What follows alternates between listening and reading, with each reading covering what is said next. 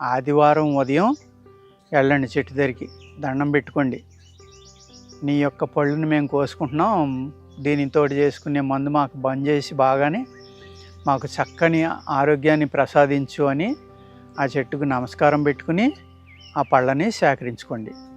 ఆ పళ్ళు ఇంటికి తెచ్చుకుని సన్న ముక్కల కింద తరుక్కుని నీడనే ఆరబెట్టుకోండి. వేసవికాలం వస్తాయి కాబట్టి ఈ ఎండకి వేడికి ఈ ఉడుక్కి పళ్ళు చక్కగా ఆరిపోతాయి. అందులో అంత మాయిశ్చర్ కూడా ఎక్కువ ఉండదండి, అనుమానం లేకుండా ఆరిపోతాయి. బాగా ఆరిన తర్వాత చల్లని చూర్ణం, అంటే మొత్తగా ఉండకుండా, అంటే పలుకులు పలుకులుగా ఉండకుండా చాలా సన్నగా దీన్ని పౌడర్ కొట్టుకోండి. అవసరమైతే పౌడర్ కొట్టి జల్లించుకోండి.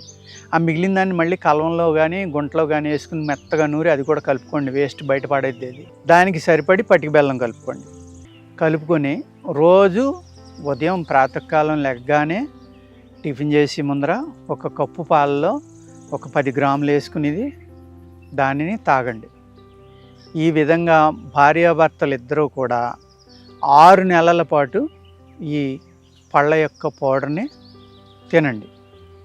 తింటే మీకు ఏదైతే మీ స్పెరంలో ఉన్న లోపాలు ఉన్నాయో ఆ స్పెరం పెరిగి మీకు చక్కగా సంతానం కలగటానికి, లేడీస్లో ఉన్న ఇబ్బందులు ఏమన్నా ఉంటే ఆ ఇబ్బందులు తొలగిపోయి వాళ్ళకు కూడా సంతానం కలగటానికి ఒక అద్భుతమైన అవకాశంగా ఈ మర్రి చెట్టు పనిచేస్తుందండి.